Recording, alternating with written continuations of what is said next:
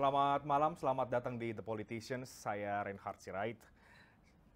Pemilu 2024 tidak hanya diikuti oleh partai politik yang saat ini ada di parlemen, tetapi juga mereka yang pada 2019 belum berhasil melampaui ambang batas parliamentary threshold. Partai yang sempat duduk di kursi parlemen, kemudian gagal masuk di tahun 2019 adalah Partai Hanura. Bagaimana kemudian Partai Hanura menyiapkan strategi mereka menapaki tangga pemilu 2024 di bawah kepemimpinan Ketua Umumnya Osman Sabtaodang, dan bagaimana juga Partai Hanura melihat dinamika koalisi dan juga nama-nama yang saat ini santer disebut berpotensi sebagai capres dan juga cawapres di 2024. Di The Politicians malam hari ini, saya sudah bersama dengan Ketua Umum Partai Hanura, Bapak Osman Sabtaodang, atau yang akrab disapa Pak Oso. Pak Oso, apa kabar Pak? Sehat? Baik. Sehat ya. Sehat ya Pak? Ya. Pak, sebelum kita bicara jauh soal politik saat ini, kemudian juga bagaimana posisi Partai Hanura di bawah kepemimpinan Bapak, Pak Oso tampak belakangan agak jarang muncul ke publik, Pak. Apa yang tengah menjadi kesibukan Pak Oso sebenarnya sekarang? Ya, memang saya 2,5 tahun itu sakit. Sakit karena ada gangguan pada ginjal, sehingga selama 2,5 tahun saya cuci darah 1 minggu 3 kali. Fokus ke kesehatan ya Pak? Fokus ke kesehatan. Terakhir muncul di KPK kalau tidak salah ya Pak? Ya, itu begitu saya 2 minggu yang lalu, saya bersama pengurus-pengurus lainnya, itu diundang oleh KPK. Kesehatan saya juga sudah untuk menghargai undang-undangan pemerintah, lantas departemen-departemen itu, di mana saya bisa hadir, saya akan paksakan hadir demi untuk Partai Hanura. Oke, demi untuk Partai Hanura. Ya. Nah, bicara soal partai, Pak Oso, bagaimana Hanura di bawah kepemimpinan Bapak sekarang menyiapkan pemilu 2024, karena sekarang semua partai ya Pak Oso, tidak hanya partai parlemen tapi juga non-parlemen juga tengah mempersiapkan diri untuk menyambut pesta demokrasi di tahun 2024. Ya. Jadi memang ya partai kita ini dari dulu kan diganggu. Ya. Kenapa dulu kita gagal? Itu karena ada gangguan dari dalam. Gangguan dari dalam yang ingin mengambil posisi ketua umum. Saya nggak usah ceritakan lah, karena ini nggak perlu kita ceritakan di luar ya. Itu satu. Kedua, mempengaruhi instansi-instansi terkait, ya, sehingga mempengaruhi ruang gerak daripada partai itu sendiri. Jadi yang jadi korban siapa? Adalah 808 anggota DPR dan DPRD seluruh Indonesia. Para caleg Hanura. Bukan para caleg. Yang sudah jadi. Yang sudah jadi. Sampai detik ini Partai Hanura mempunyai 808 anggota DPR. Terbanyak di partai non parlemen. DPRD ya. Ya, DPRD. Ya. Jadi ya itulah yang harus kita perbaiki. Ditambah lagi kondisi kesehatan saya seperti ini. Ya kan? Lantas kemudian rupanya ada orang sudah mempersiapkan diri ya untuk melakukan kegiatan-kegiatan mendirikan partai lain, di mana last minute pada waktu saya masuk rumah sakit dia tinggalin partai itu. Jadi ini pasti sudah direncanakan begitu panjang. Untung bahwa masih ada pendiri yang betul-betul mempunyai keikhlasan, ketulusan ya untuk menjaga partai ini, menjaga marwah dari partai ini ya, sehingga partai ini tetap segar dan sehat. Nah, tinggal sekarang bagaimana kader-kader ini setelah mengetahui isi dari permasalahan, ingin memperjuangkan kembali dan membangun kekuatan kembali, dan insya Allah nanti tentunya kita akan lihat hasilnya. Walaupun saya sudah tinggalkan 2,5 tahun, hampir 3 tahun ini, tapi ternyata semangat mereka tidak berkurang. Oke. Bahkan semangat di daerah-daerah luar biasa gitu. Dan saya 2 kali terpilih dari aklamasi. Jadi bukan keinginan saya. Saya tidak minta juga menjadi ketua. Saya dipilih secara aklamasi. Tentu saya harus mengayomi dan membangkitkan kembali, memberi semangat kepada mereka. Pada semua kader? Pada semua kader. Oke. Sekarang masih ada pihak-pihak yang berusaha untuk mengganggu Partai Hanura? Kalau tadi Pak Oso katakan ada yang mengganggu. Ya kalau sekarang dia coba-coba ganggu, ya dia coba-coba, kita udah tahu cara-cara yang lama maupun cara yang baru. Ini bukan saja hanya ke dalam. Di partai manapun itu semua ada gangguan. Ya, ya. Ada dinamika, ada dinamika politik ya. Tapi kalau yang disebut pengkhianatan dari dalam itu tentu tidak bermoral, ya kan? Tapi kalau gangguan dari luar, ya, itu sah-sah saja, ya kan? Lawan politik namanya. Tapi kalau gangguan dari dalam, wah itu pengkhianat namanya, kan? Itu nggak benar gitu. Jadi apalagi dalam kondisi yang sangat sederhana, mereka memanfaatkan itu, bahkan menarik orang-orang dari dalam, ya. Ya itu kan kejadian beberapa partai, ya kan? Nah insya Allah kita akan satukan ini kembali dan akan ajak masyarakat sadar bahwa jangan karena iming-iming mau jadi apa, terus mencoba-coba di tempat-tempat yang baru, ya saya kira tidak menguntungkan dari partai manapun, dari partai manapun yang terjadi. Nah untuk saya sah-sah saja, orang mau keluar silakan, lebih bagus dia keluar daripada dia mengganggu di dalam, kan begitu. Termasuk nama yang belum lama ini keluar dan akhirnya membentuk partai baru, bekas sekjen Anda. Saya nggak mau berandai-andai, saya mau keluar aja, ya kan? Jadi kalau umpamanya Anda sudah menangkap, saya nggak cerita. Jadi sinyal-sinyal seperti itu, apakah iya rakyat akan memilih hal-hal yang seperti ini? Rakyat kita kan sudah nggak bodoh, pinter. Political will-nya rakyat kita meningkat, ya kan? Nah itu kira-kira, ya marilah kita. Kalau benar-benar dengan sehat, silakan. Orang siapapun juga boleh kok bangun partai. Nggak apa-apa. Oke. Tapi dengan dinamika yang terjadi itu, Pak Oso, apa hasil evaluasi Anda sendiri misalnya sebagai Ketua Umum? Untung. Apa yang terjadi? Sangat untung. Justru untung? Justru untung. Tidak merugikan Tidak sama partai sekali sama merugikan. Kenapa? Musuh dalam selimut itu harus dibunuh, harus dimatikan. Jadi harus dimatikan musuh dalam selimut. Matikan bukan dalam kata harus dibunuh mati, bukan. Tapi karakternya harus dimatikan. Dan dibikin orang ya sadar apakah orang seperti itu harus kita ikuti, gitu kan? Kenapa? Saya tidak pernah berpikir begitu.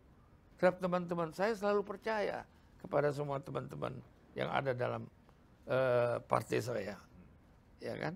Dan saya yakin yang baik-baik masih banyak, orang-orang yang baik, yang setia kepada partai ini masih banyak. Dengan ikhlas, tulus mereka.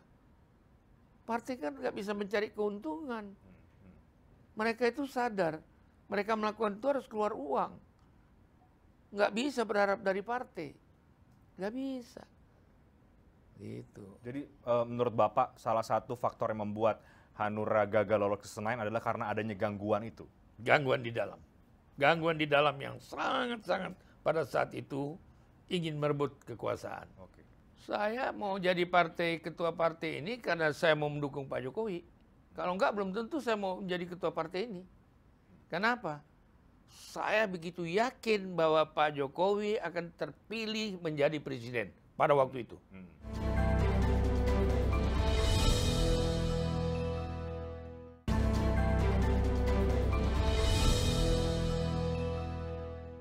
Nah, sekarang bagaimana dengan 2024, Pak? Dengan situasi yang sekarang mungkin menurut Bapak lebih lebih solid kah atau lebih mantap lagi? Apa strateginya? Kita melihatnya sekarang ini, satu, lebih solid. Kedua, mereka mungkin sadar setelah 5 tahun berjalan, kesadaran mereka ini membangkitkan semangat daerah. Oh, ternyata begini ceritanya. Dan ceritanya udah tahu. Bayangin aja kalau kita bongkar nanti, ya, masalahnya itu luar biasa. Dihubungi instansi-instansi terkait yang pada dasarnya kita punya bukti undangannya segala macam yang tidak pantas dilakukan oleh petugas negara yang mempengaruhi dalam kepentingan politik tertentu. Ini instansi pemerintah maksud Bapak? Iya, pada waktu itu ya. Oke. Dan itu kita punya bukti. Nanti kalau kita bongkar itu, aduh, cilaka itu. Tapi Anda tidak Tapi memilih untuk sudahlah. membongkar itu? Buat apa? Kita pikir, sudah kita maafin aja dulu. Tapi nanti kalau dicoba-coba lagi, kita buka itu. Yang saya bersyukur ada petugas hukum ya di Republik ini yang tidak terpengaruh dan tetap mengeluarkan SK kita. Itu yang saya bangga. Jadi ya itulah. Jadi sekarang Hanura lebih solid, Pak Oso? Lebih solid, insya Allah lebih solid. Kenapa? Kader-kader Hanura yang ada, itu saya melihatnya, mereka semangatnya luar biasa. Dan bisa dilihat di daerah-daerah. Bagaimana semangatnya, bagaimana rasa bangganya. Ya. Jadi mestinya, kalau saya sebagai pendiri, saya akan bangga terhadap apa yang saya dirikan. Oke. Kita lihat di hasil potret survei-survei ya, Pak Oso, Hanura masih berada di posisi bawah yang diprediksi tidak akan kembali lolos. Bagaimana Bapak melihat potret survei yang dikeluarkan oleh sejumlah lembaga atas elektabilitas partai? Survei ini memang macam-macam, ya. Kalau kita bicara survei logika atau logicalistic survei, kita punya 808 anggota DPR di seluruh Indonesia. Saya mau tanya, dengan jumlah itu saja, berapa nilai surveinya? Nah, artinya, ya kita kan tidak membayar survei nih. Biasa itu survei. Dulu kita disurvei di bawah itu. Ternyata kita masih dapat di atas itu. Kita disurvei di atas itu, ternyata pelaksananya di bawah itu. Normal aja. Tidak menentukan sama Tidak menentukan sama sekali sementara ini. Kenapa? Belum final. Ya kan? Belum final. Dan survei ini kan juga tergantung pesanan. Ya kan? Kita belum pesan. Nanti kalau pesan ditaruhnya paling atas, Pak. Enggak bagaimana? Bukan begitu juga. Tapi kan kalau kita pesan, dia memperhatikan secara detail tempat-tempat di mana tempat-tempat yang kita pantas disurvei. Oke. Ya. Jadi ya itu tugasnya tukang survei lah. Tugas. Ya. Baik, Pak. Tadi ketika saya masuk ke kantornya di Partai Hanura ini, saya melihat ada foto Pak Jokowi. Sebelahnya foto Pak Oso. Jadi sekarang Partai Hanura masih berada di belakang Pak Jokowi ya, Pak Oso, masih mendukung pemerintahan Pak Jokowi. Begini ya, saya mau jadi ketua partai ini karena saya mau mendukung Pak Jokowi. Kalau enggak, belum tentu saya mau menjadi ketua partai ini. Kenapa? Saya begitu yakin bahwa Pak Jokowi akan terpilih menjadi presiden pada waktu itu. Saya waktu itu masih di DPD.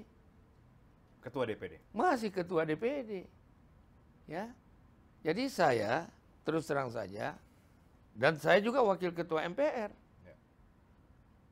Anda bisa bayangkan nggak, di dalam Republik ini pada waktu itu Tidak ada satu orang menjadi dua lembaga negara yang duduk di dua lembaga negara.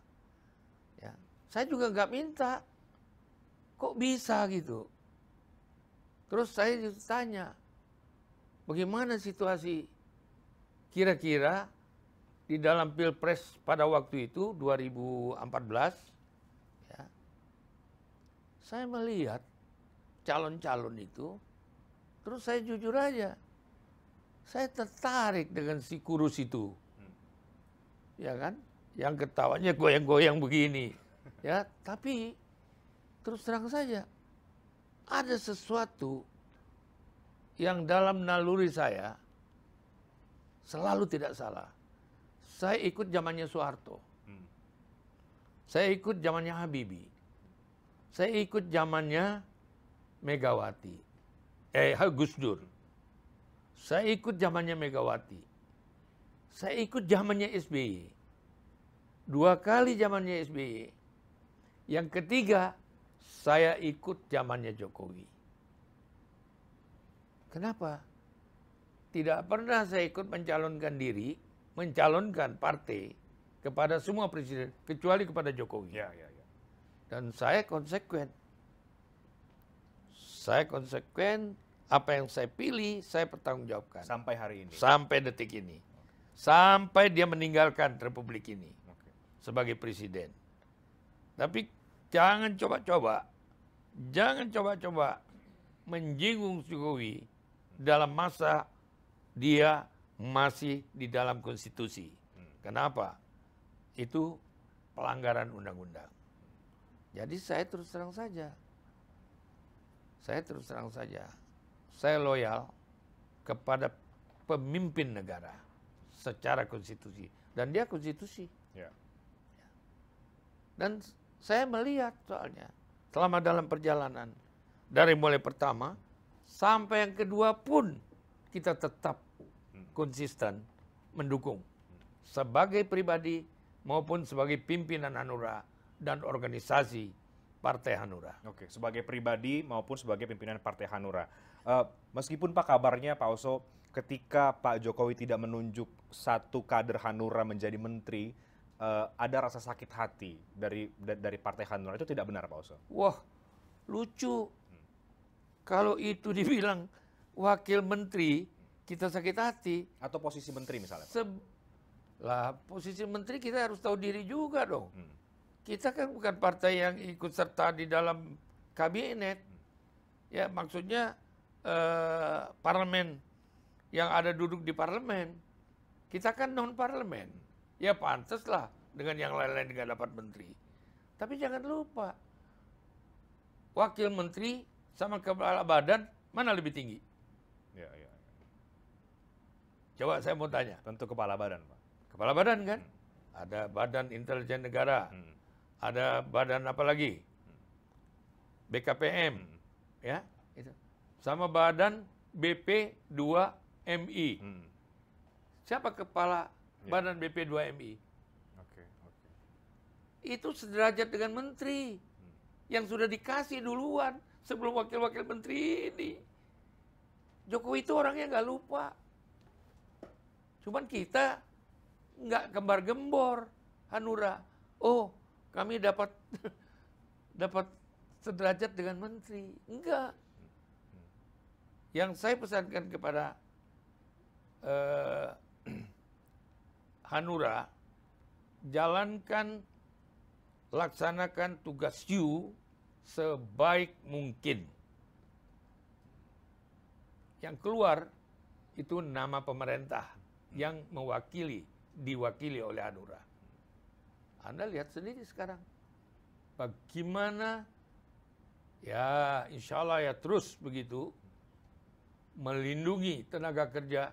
Karena itu pahlawan bangsa yang bekerja di luar negeri itu. Di visa. Luar biasa.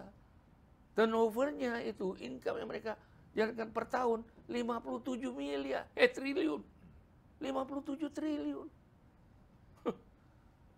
Itu kerjaannya. Jadi, kalaupun tidak dapat kursi wakil menteri, menurut Anda itu bukan satu hal yang... bukan. saya mau tanya, mana lebih tinggi? Iya, iya. Ya, wakil menteri dengan ketua badan. Ya, yang dapat wakil menteri silakan. Tapi kita nggak minta kok. Oh, kita udah dapat duluan kok. Ada nggak diceritakan gembar-gembor bahwa ketua BP2MI itu orang Hanura? Kan nggak ada kita gembar-gembor. Gitu. Jadi dukungan terhadap Presiden Jokowi ini tetap 1000%. 1000%. Jadi kalau jadi menteri bagaimana, Pak? Jadi menteri mana mungkin, orang saya nggak pernah jadi menteri. Ya kan? Jadi menteri nggak mungkin, saya pasti tolak lah.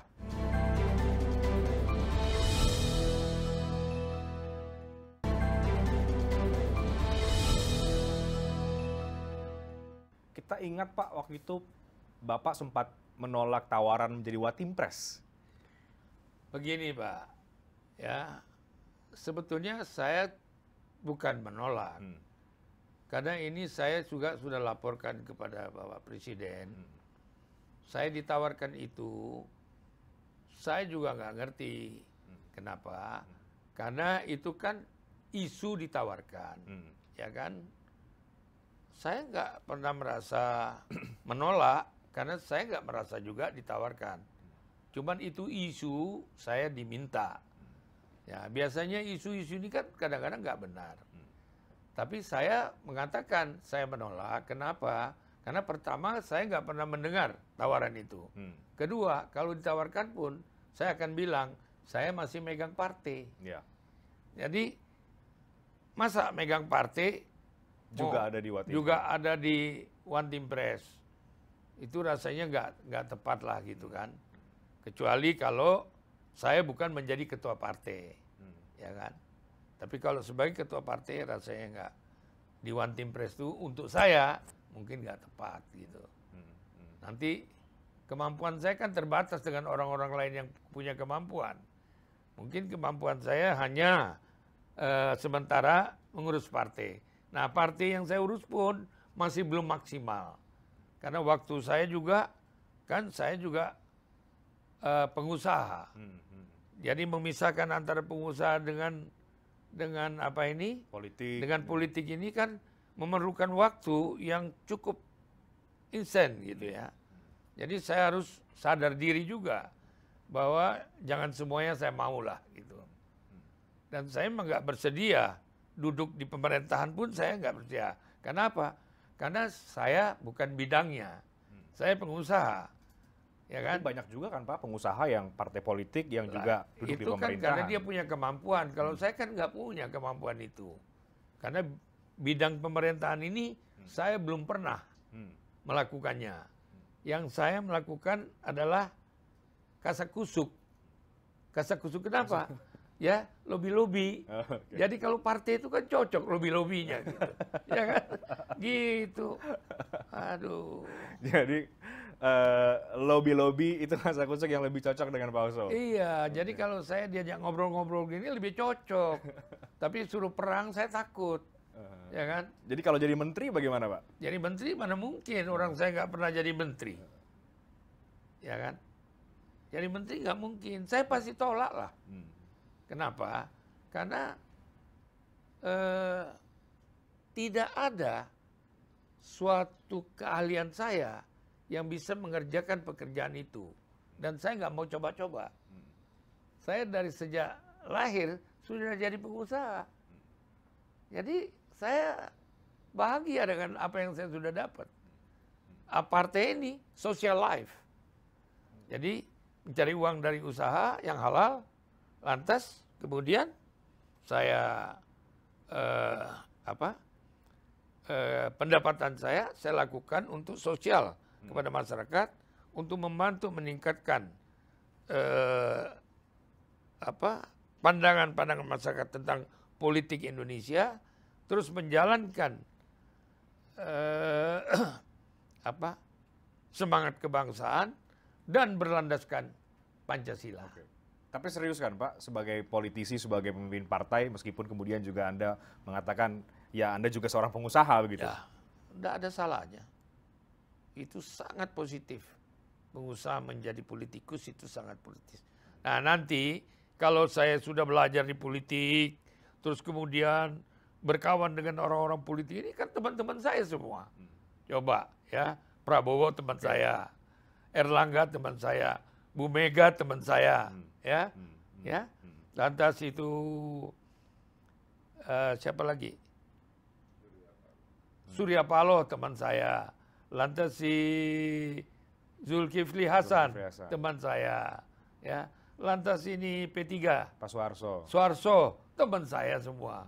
Jadi kan enak saya, teman-teman saya semua, ya kan. Lantas di PKS itu juga teman saya, ya kan, si apa namanya? Salim.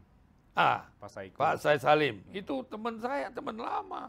Lantas kemudian adik saya itu si apa Demokrat, ya AHY, itu juga, waduh, semua saya kenal gitu, ya kan.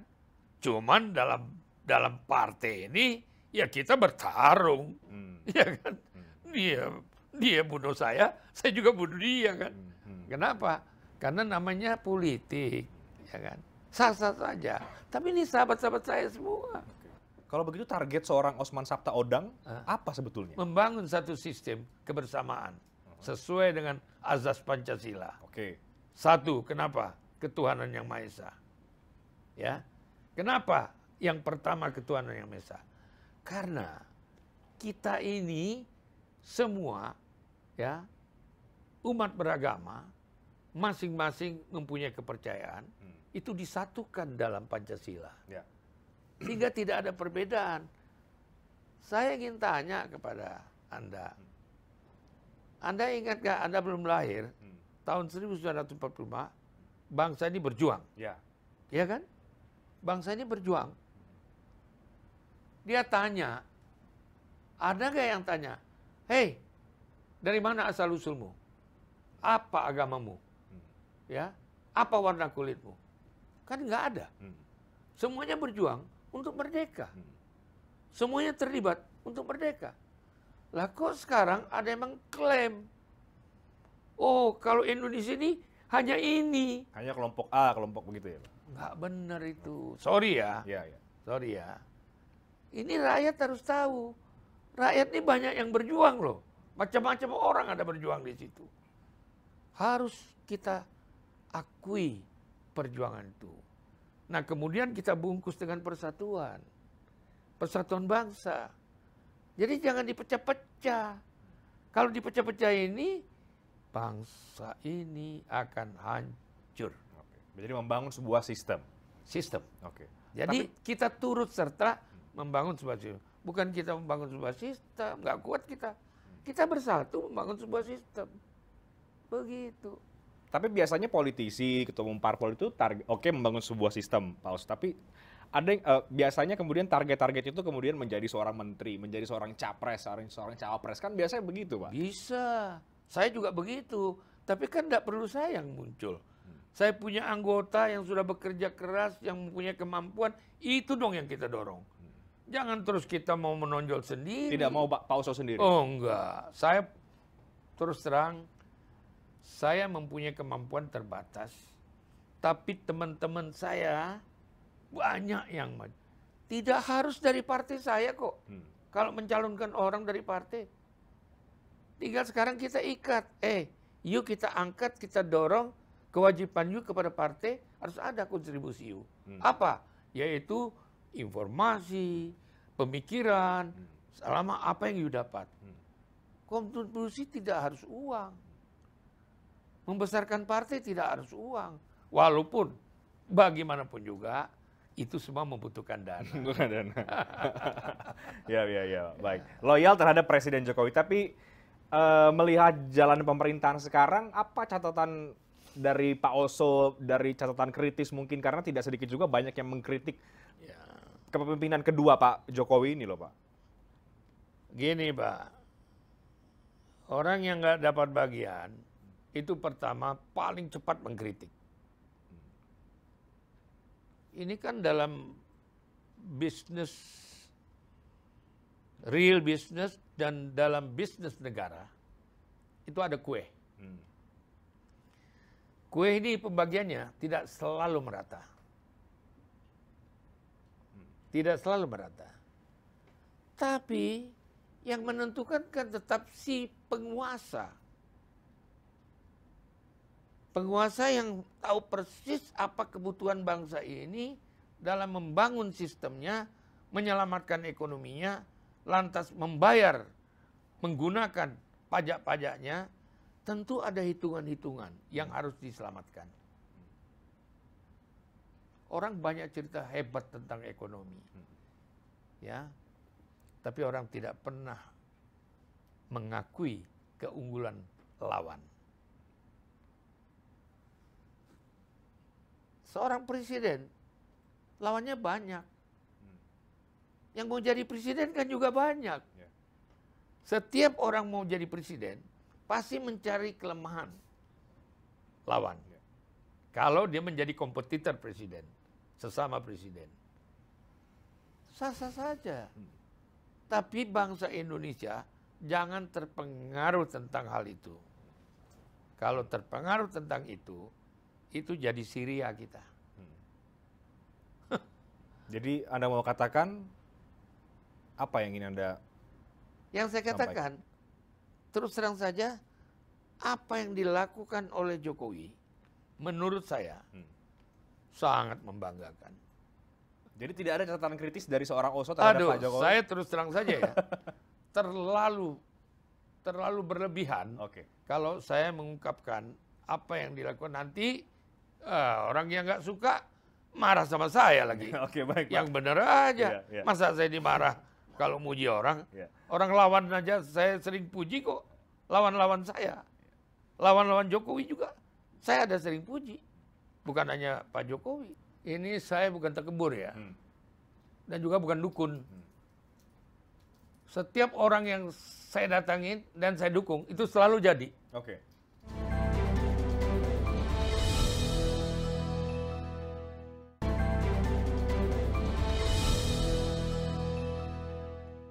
Pak Oso, kita ke isu yang lain.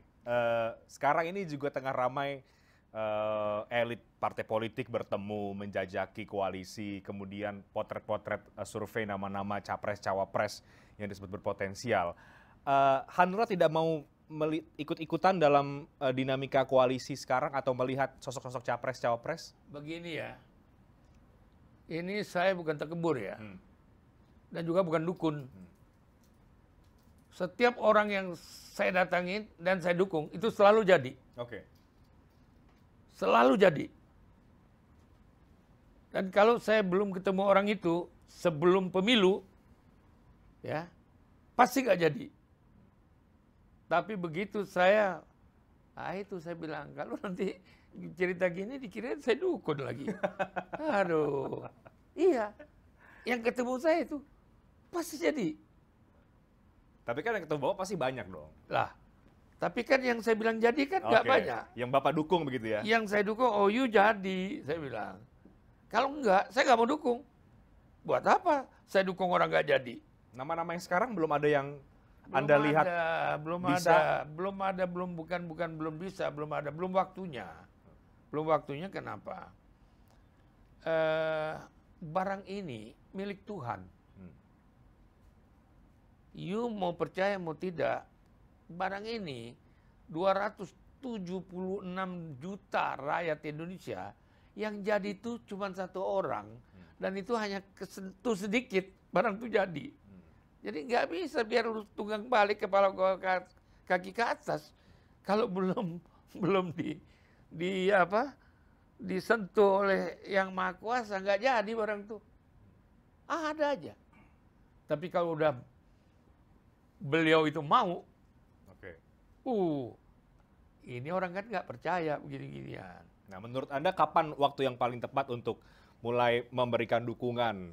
Apakah tahun ini berarti tidak dong, Pak Oso? Yang 2023? Saya kira tahun 2022 akhir tahun ini itu sudah kelihatan tanda-tanda jelas. 2022 akhir tahun ini itu kelihatan tanda-tanda jelas. Lah saya kan bilang, zaman Soeharto saya ada, zaman Habibie saya ada, zaman Gus Dur saya ada, zaman Megawati saya ada, zamannya SBY saya ada, zaman Jokowi saya ada. Ya. Umur saya baru 47. 47. Terbalik ya. Ya. Nah, baru begitu. Kan Sekarang jadi, tanda-tandanya belum ada menurut Pak Oso. Kan sudah mulai muncul tuh Pak nama-namanya. Pak dari- Anies, Pak Ganjar, Mbak Puan, dari dulu kan Pak sudah Prabowo muncul. bahkan. Iya, dari dulu kan sudah muncul. Tapi jujur ya, kalau sekarang ini pemilu, kalau sekarang ini pemilu, Jokowi ikut, Jokowi menang. Ya. Ya kan? Nah, itu aja. Jadi sabar kita. Kita lihat situasinya. Bukan kita mau mengada-ngada ini. Bukan kita mau, ya gimana ya. Saya itu, ya bukan dukun. Tapi saya punya insting. Karena mungkin saya dilahirkan sebagai orang yang susah dulu. Yang sederhana. Yang nggak punya apa-apa. Terus kemudian teman-teman saya sekarang kan orang-orang yang hebat-hebat. Ya kan? Berarti nanti di akhir tahun 2022, Bapak dan Hanura akan mulai melirik atau mulai memberikan dukungan. Ya pasti.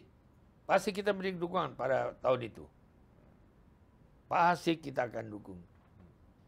Yuk bayangin aja. Jangan dipikir partai kecil itu tidak punya kemampuan. Karena terus terang, yang besar di Republik ini bukan partai-partai, tapi relawan-relawan. Nah, relawan kalau sudah sepaham dengan kita, kan dia yang nusuk. Partai kan bisa dihitung berapa jumlah persentasinya.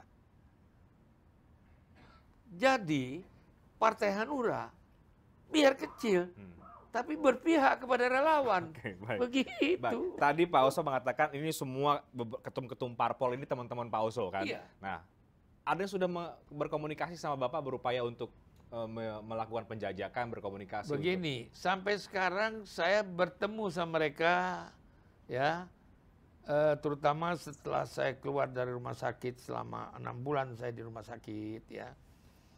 Saya baru sebulan ini beredar dan karena saya sudah merasa kuat, saya sudah bisa pergi ketemu sama kader-kader saya. Ya. Ini yang lebih meyakinkan saya bahwa ada keinginan-keinginan mereka untuk tampil sebagai presiden. Tapi itu masih dalam ya bicara-bicara, belum semuanya ya, tapi sudah ada tiga empat orang ya. Okay. Ya. Nama-namanya tidak bisa dibocorkan Pak Oso. Nanti saya bocorkan di akhir tahun lah. Akhir tahun. Karena untuk saya indah-indah saja. Cuman ya sabar dulu lah. Sabar. Apa yang Pak Oso katakan terhadap mereka 3-4 orang ini ketum parpol dong berarti kan? Ya. Ketika menemui Bapak. Ini kita nggak pernah bicara soal pilpres, kita bicara soal persahabatan aja. Oke. Kita nggak bicara. Tapi sinyal-sinyal itu disampaikan. Karena saya tahu bahwa dia kan memang salah satu mempunyai keinginan untuk apa? Untuk membangun satu kekuatan, untuk mendeklar satu. Jadi ya itu kita juga abstrak ya. Kenapa? Kecuali kalau bilang, dukung dong gua jadi presiden. Itu baru saya bilang, dia minta. Tapi kalau bicara-bicara aja itu kan bukan berarti ini kan. Nah, dia mungkin juga pikir gua dukung apa enggak nih. Ya kan? Kan begitu. Ya. Oke. Kalau koalisi Pak, meskipun belum lolos ke parlemen, tapi kan partai politik non-parlemen juga punya kekuatan tersendiri begitu. Arahnya kemana? Itu saya bilang. Kalau yang nggak meminta partai-partai kecil yang mempunyai jumlah yang terdaftar, ya, yang mempunyai anggota DPRD, itu kan punya orang di daerah masing-masing. Ya, kita terus terang saja. Kita itu kalau enggak diakalin, kalau enggak dijahatin, kita mestinya harus masuk dalam parlemen, ya kan? Tapi udahlah, ini udah lewat. Kita juga nggak inilah, biarlah dia nanti bertanggung jawab kepada Tuhan, bukan kepada Partai Hanura, kepada Tuhan, dan pasti kena hukuman, pasti. Tuhan tuh nggak tidur, itu satu. Kedua, saya nggak mau lagi ya mikir-mikir yang sudah lewat. Saya berpikir ke depan karena kader-kader Hanura masih sangat membutuhkan dorongan moral dari kita. Gitu. Dan saya bersahabat sama semuanya. Saya nggak mungkin cari musuh. Kecuali kalau orang mau coba-coba, ya apa boleh buat gitu. Tapi saya tidak cari musuh. Dengan partai manapun saya tidak. Dan saya yakin tidak ada rasanya partai-partai lain itu yang mau melakukan sesuatu dengan saya, karena saya tahu, mereka juga tahu saya nggak pernah mengganggu mereka. Tapi arah koalisi kemana Hanura akan merapat itu masih belum tahu. Ini masih belum tahu. Saya bilang kita mesti sabar di sini. Kenapa? Ada yang saya sedang lihat, dan itu selalu benar. Jadi kalau nanti tanda-tanda ini kelihatan, baru saya ikut campur ke sebelah di mana orang itu mendukung dia. Oke. Sosok ini belum bisa Anda sebutkan? Belum. Apakah itu yang kemudian muncul di potret-potret survei yang disebut-sebut memang punya potensial? Survei ini kadang-kadang survei ini kan tergantung pesanan. Kalau pesanannya kuat ya dia punya persentasi jadi naik. Tapi nama ini memang yang sudah beredar di masyarakat ya? Itu sudah beredar. Tapi you percaya nggak Republik ini semua bisa terjadi? Sosok seperti apa yang akan diusung oleh Pak Oso? Bisa saja orang yang nggak tercermin di dalam gambar, tiba-tiba muncul. Bisa saja. Waktunya masih belum. Tapi yang sudah ini bagian yang sudah terbaik di bangsa ini. Yang punya track record. Dengan segala kekurangannya, mereka pantas maju. Sah-sah saja. Jadi cita-cita boleh aja sih, termasuk jadi presiden. Saya juga boleh. Cuman saya tahu karena saya nggak pantas jadi presiden, jadi saya nggak mau. Nanti diketawain orang, lo mau jadi presiden? Presiden taksi ya?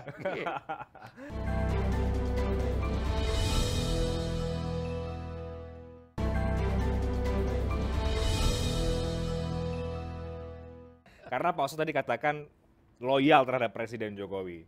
Apakah sosok nanti juga memang sosok yang didukung oleh Presiden Jokowi? Itu yang juga akan didukung oleh Partai Hanura, oleh Pak Oso? Itu nanti kita lihat. Sama begini, saya terus terang saja, kalau saya suruh milih, saya milih Jokowi. Ya, kalau saya suruh milih di sekarang, saya pilih Jokowi. Kenapa? Udah bukti pekerjaannya, hasilnya, ya, uang yang dipakai, ya, itu yang perasaan saya yang membahagiakan rakyat. Nah sekarang rakyat yang nggak bahagia itu saya mau tanya rakyat yang mana? Kalau di daerah ini rakyat ini dibangun sesuatu yang selama ini nggak ada, rakyat sekelilingnya terlibat, terus saya mau tanya, dia mau marah-marah sama siapa? Tapi kalau lawan politiknya nggak suka dengan apa yang dia lakukan, itu sah. Sah kenapa? Andai kata saya berlawanan dengan you, apa yang you bikin, saya nggak terima. Itu sah-sah saja. Tapi kalau saya tidak akan begitu. Kalau you bikin bagus, saya harus bilang, oh ini si Raid bagus bikinnya. Saya nggak bisa bilang, oh ini nggak benar nih. Diputer-puter begitu kan. Wah. Tapi kan tidak mungkin lagi memilih Presiden Jokowi lagi kan Pak Oso. Ya. Sudah terbentur konstitusi. Siapa bilang? Siapa bilang nggak mungkin? Kalau presiden ini jadi wakil presiden, apa nggak mungkin? Nah, mungkin nggak? Dilarang nggak dia? Ya, ya. So, kalau sekarang pemilihan, siapapun yang dipilih, Presiden Jokowi menjadi presiden.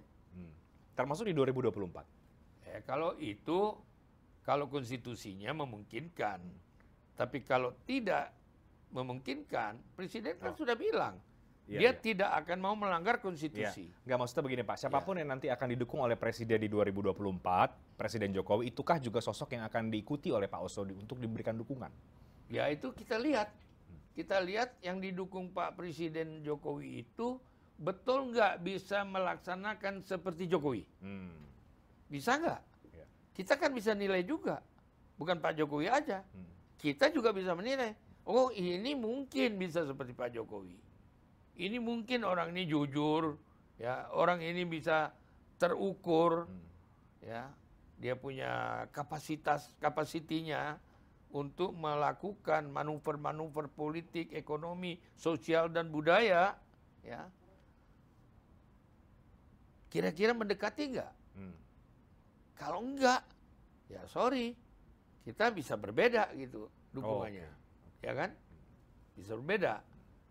Tapi kalau itu memang apa yang dilihat oleh Pak Jokowi, terus kita lihat ada kesamaan, memungkinkan, kita dukung Pak Jokowi, mendukung itu, begitu.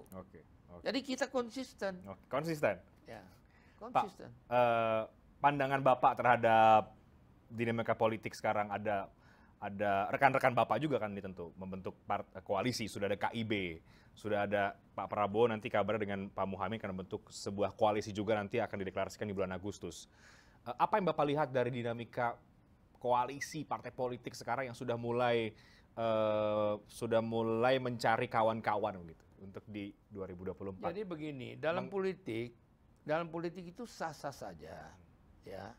Cuman kan begini, yang saya perlu ingatkan, kalau Anda masih bertugas sebagai aparat negara, ya, petugas sebagai aparat negara, kalau bisa,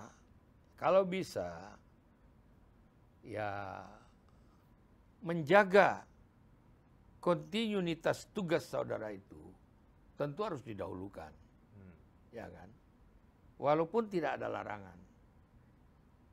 Tapi kan ini tanggung jawab moral. Bahwa kalau Anda sudah declare untuk menjadi capres, padahal belum tercaloni, ya itu kalau embrio-embrio wajar-wajar aja lah. Wajar-wajar aja. Tapi kalau bisa yang menjabat sebagai pejabat publik jangan terlalu terlihat begitu, itu bagaimana Pak? Ini semuanya menteri soal ini Pak yang sibuk. Itulah saya bilang tadi, saya cuma mengingatkan tugas pokok saudara ini kan belum selesai. Jadi kalau saudara umpamanya sudah menyatakan mendeklar saya calon, saudara harus keluar dari kabinet. Segera keluar. Kenapa? Nggak baik gitu. Tidak sportif. Jadi kalau udah di sini aja nggak sportif, bagaimana bisa jadi presiden? Gitu. Ya kan? Dan komunikasi Bapak dengan tokoh-tokoh politik tersebut, nama-nama ketua partai yang lain itu tetap berjalan sampai dengan hari ini. Oh iya, saya menghargai keinginan-keinginan mereka. Semua orang kan punya cita-cita. Bung Karno bilang, tanamkan cita-citamu setinggi langit katanya. Kan begitu. Jadi cita-cita boleh aja sih, termasuk jadi presiden. Saya juga boleh, cuman saya tahu karena saya nggak pantas jadi presiden, jadi saya nggak mau. Nanti diketawain orang, lo mau jadi presiden? Presiden taksi ya? Baik, Pak Oso terakhir, apa target Hanura ke depan? Target Hanura sederhana. Saya mengajak semua teman-teman membangun sistem partai untuk mendidik secara politik bangsa Indonesia melalui Partai Hanura. Sederhana. Target-target yang praktis. Target-target itu nanti kalau sudah menang. Kalau sudah menang baru kita bikin target. Kalau sekarang target kita adalah memenangkan pertandingan. Jadi sederhana saja. Semua harus kerja keras. Semua harus kerja keras. Dan yang menentukan kemenangan ini bukan kita. Bukan pemimpin partai. Tapi kader-kader yang di bawah itu. Yang di daerah itu. Yang mengalami kesulitan semuanya. Ikut partai besar-besar, tapi mereka tetap melarat. Itu bukan filosofi kita. Kita membangun, membangkitkan semangat rakyat di bawah ini untuk mereka mempunyai kehidupan yang wajar. Dan tercapai cita-citanya untuk menyekolahkan anaknya. Untuk sosial ekonomi rakyatnya, keluarganya. Ya, itu tujuan kita. Dan memberikan lapangan kerja yang betul-betul bisa menghidupi keluarganya. Kan ini yang sekarang masalah yang kita hadapi. Sekarang kita sudah terbangun infrastruktur yang baik di seluruh Indonesia, tapi jangan lupa lapangan kerjanya juga harus terimbas di situ, harus terikut di situ. Jadi jangan hanya membangun, tapi ini tidak terbangun. Nah ini ya tugas kita sekarang, tugas partai politik di situ, ya kan? Ini barang ada, ini barang yang dimanfaatkan untuk keberadaan barang ini. Gitu. Yakin Pak akan kembali lolos parlemen? Yakin. Aku yakin. Baik. Pak Osman Sabta Odang, Ketua Umum Partai Hanura, terima kasih banyak sudah berbincang bersama dengan kami di CNN Indonesia di program The Politician. Sehat-sehat Pak Oso. Terima kasih. Semoga dalam masa recovery ini juga semoga semakin lancar dan apa yang tadi sudah banyak kita bahas. Ini target-target Bapak sebagai pribadi, sebagai seorang ketua umum partai, ini bisa tercapai dan akan kembali bangkit lagi gitu ya Pak ya. Kembali akan mulai aktif lagi sekarang, muncul kembali setelah recovery. Terima kasih banyak Pak Osman Sabta. Terima kasih kembali. Demikian wawancara saya dengan Ketua Umum Partai Hanura, Pak Osman Sabta Odang. Kita bicara banyak tadi soal kondisi internal Partai Hanura, bagaimana kedekatan Pak Oso Hanura dengan Presiden Jokowi dan dukungan yang diberikan, dan target ke depan juga soal dinamika yang saat ini tengah ramai dibahas soal koalisi dan juga capres-cawapres. Kita akan tunggu nanti mungkin di akhir tahun 2022 ya Pak Oso akan sudah mulai ada nama, kita akan tunggu akan seperti apa kejutan yang akan diberikan oleh Partai Hati Nurani Rakyat. Saya Renhard Sirait pamit, terima kasih. Selamat malam.